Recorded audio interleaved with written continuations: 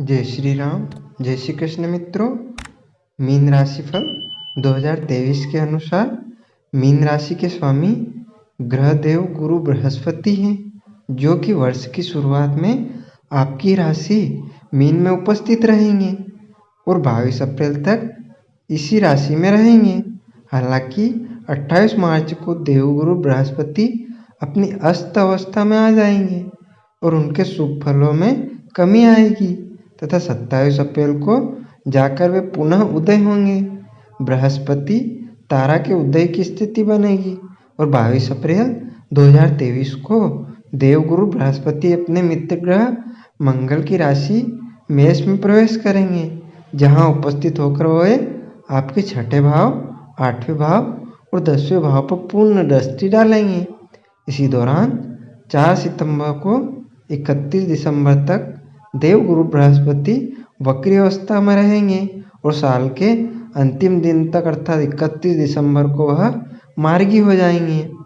कर्मफलदाता शनि, जो आपकी द्वादश भाव, एकादश भाव के स्वामी हैं, वर्ष की शुरुआत में तो एकादश भाव में रहेंगे और आपकी आमदनी में बढ़ोतरी होती रहेगी, लेकिन 17 जनवरी को वह आपके द्वादश भाव में चले जाएंगे। यहाँ से एक तरफ तो आपके खर्चों में बढ़ोतरी होगी और आमदनी में कमी दिखाई देने लगेगी, लेकिन दूसरी तरफ आपकी विदेशी यात्रा की संभावना को भी बढ़ेगी।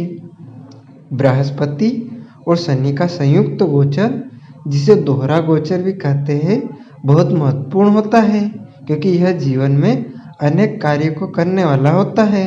17 जनवरी तक बृहस्पति और शनि के प्रभाव से आपका प्रथम भाव सक्रिय रहेगा, जब देवगुरु बृहस्पति 22 अप्रैल को आपके द्वितीय भाव में चले जाएंगे और शनि तब तक आपके द्वादश भाव में आ चुके हैं। तब तक आपकी राशि में द्वितीय भाव विशेष रूप से प्रभावित रहेगा और उससे संबंधित फल मिलने की संभावना बहुत अधिक होगी।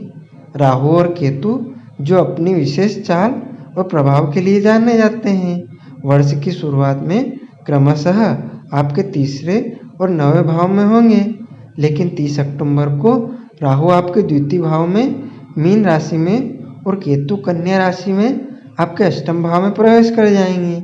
जब देवगुरु बृहस्पति अप्रैल के महीने में आपके तीसरे भाव में गोचर करेंगे, उस समय सूर्य और राहु की वहां पर मौजूदगी होगी। मई में अगस्त के बीच गुरु चंडाल दोष का प्रभाव भी तीसरे भाव को देखने को मिलेगा। इस प्रकार यह वर्ष कुछ उथल पुथल से भरा हो सकता है। इसके अलावा अन्य कुछ मुख्य ग्रह है जो आपके ऊपर प्रभाव करेंगे। अपने गोचर काल में विभिन्न प्रकार के परिणाम देते रहेंगे। इनमें सूर्य का गोचर महत्वपूर्ण रहेगा और मंगल की विशेष चाल से आपको प्रभावित करेंगे।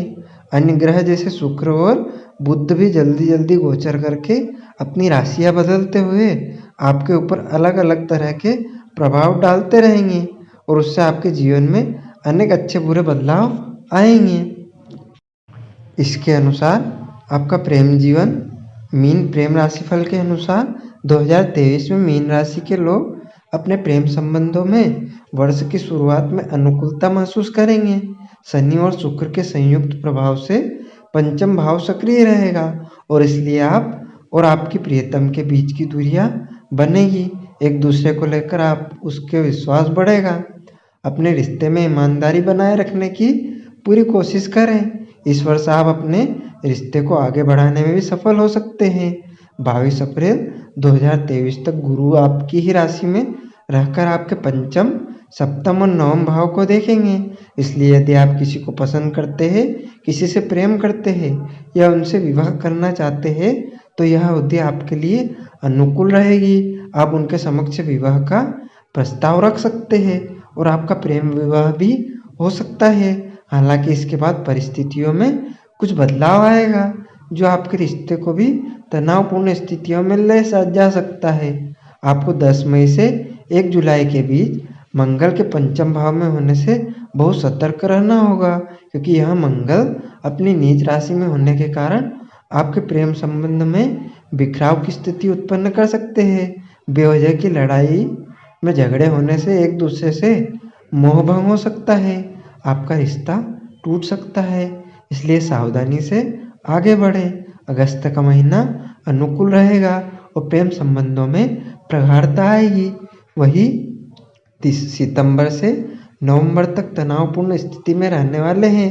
यदि आप इस दौरान अपने रिश्ते को संभाल पाते हैं तो दिसंबर तक का महीना आपके रिश्ते में परिपक्वता बनाएगा। मीन शिक्षा राशिफल के अनुसार इस वर्ष मीन राशि के विद्यार्थियों के लिए यह वर्ष अपनी शुरुआत में अनुकूल परिस्थितियों का निर्माण करेगा। शुक्र और बृहस्पति तथा शनि के संयुक्त प्रभाव से आप एक से ज़्यादा विषयों में पारंगत होने लगेंगे। आपकी एकाग्रता बढ़ेगी, केवल पढ़ाई नहीं बल्कि आप अन्य समसामयिक विषयों पर भी अच्छी पकड़ बना पाएंगे। यह समय आपकी शिक्षा के लिए अनुकूल रहेगा, लेकिन अप्रैल से अगस्त और सितंबर के महीने बहुत ज़्यादा तनाव देंगे, क्योंकि पारिवारिक माहौल नकारात्मकता की ओर बढ़ेगा और उनका प्रभाव आपकी शिक्षा पर भी पड़ेगा। इसलिए आपको उस दौरान विशेष रूप से अपनी पढ़ाई पर फोकस करने की आवश्यकता होगी। उसके अलावा अपेक्षाकृत अनुकूल रहेगा। प्रतियोगिता परीक्षा की तैयारी कर रहे विद्यार्थियों को वर्ष के प्रथम तिमाही और अंतिम तिमाही में अनुकूल परिणाम मिलेंगे। शेष समय में उन्हें कठिनाइयों का सामना करना पड़ेगा। उच्च शिक्षा ग्रहण कर रहे विद्यार्थियों के लिए यह वर्ष बहुत अनुकूल रहेगा। वर्ष की शुरुआत से ही आप अपनी शिक्षा में उत्तम परिणाम प्राप्त कर पाएंगे। आपको अच्छी उपलब्धि भी इस वर्ष के दौरान अगस्त से नवंबर के बीच प्राप्त हो सकती है।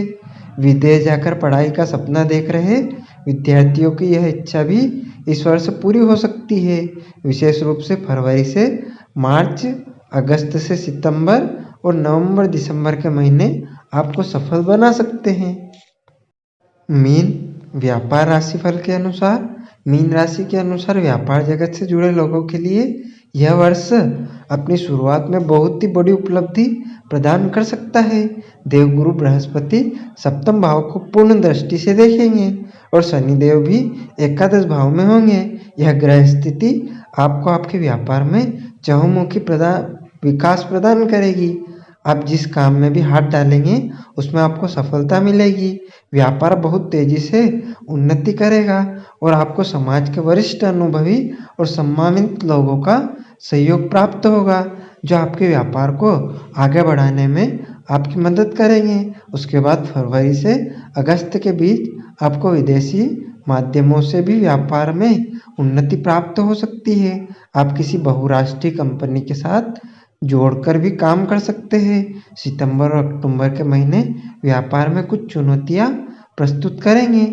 इस दौरान सरकारी क्षेत्र से जुड़ी किसी भी जवाबदेही के प्रति आपको सतर्कता बरतनी होगी। उसके बाद का समय अपेक्षाकृत अर्थ अनुकूल रहेगा।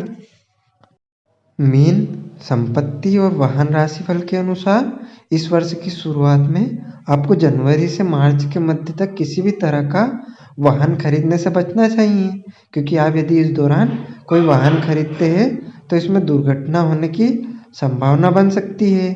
आपके लिए वाहन खरीदने के लिए उपयुक्त समय मई से जुलाई के बीच रहने वाला है। इस दौरान कोई भी वाहन खरीदने के प्रबल योग बनेंगे और यह आपके लिए लाभदायक भी साबित होगा। इसके बाद नवंबर और दिसंबर के महीने भी आप वाहन खरीद पाने में सफल हो सकते हैं। जहाँ तक संपत्ति की बात है तो 13 मार्च से 10 मई के बीच मंगल के चतुर्थ भाव में विराजमान रहकर संपत्ति की खरीदारी के प्रबल योग बनेंगे। इस दौरान आप कोई मकान, दुकान या भवन खरीद सकते हैं। यह संपत्ति आपको खूब फलेगी और आपको आर्थिक उन्नति प्रदान करेगी। मीन धन और लाभ राशिफल।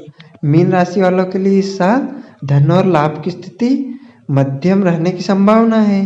वर्ष की शुरुआत में जब देवगुरु बृहस्पति आपकी राशि में रहेंगे तब तक तो सब कुछ अच्छा चलेगा, आप धन और लाभ प्राप्त कर पाएंगे।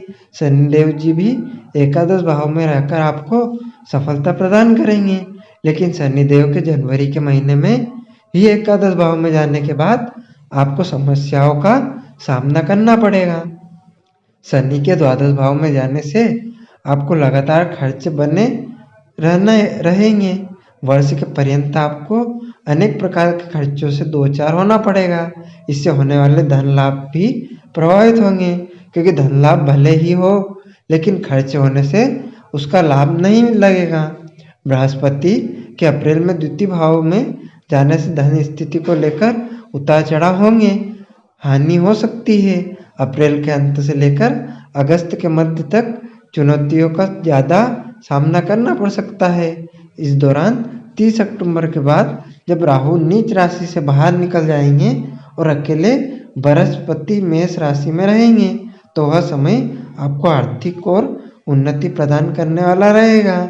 धन संचय करने में मददगार बनेगा और आप आर्थिक रूप से उन्नत हो पाएंगे। मीन स्वास्थ्य राशिफल। मीन राशिफल 2023 आपको अपने स्वास्थ्य से जुड़ी समस्याओं पर ज़्यादा जागरूक होकर ध्यान देना होगा। वर्ष की शुरुआत तो अनुकूल रहेगी, लेकिन द्वितीय भाव में राहु के उपस्थित रहने से आपको अपने खान पान को असंतुलित रखने की आदत सी पड़ जाएगी। इसी वजह से आप बीमार पड़ सकते हैं।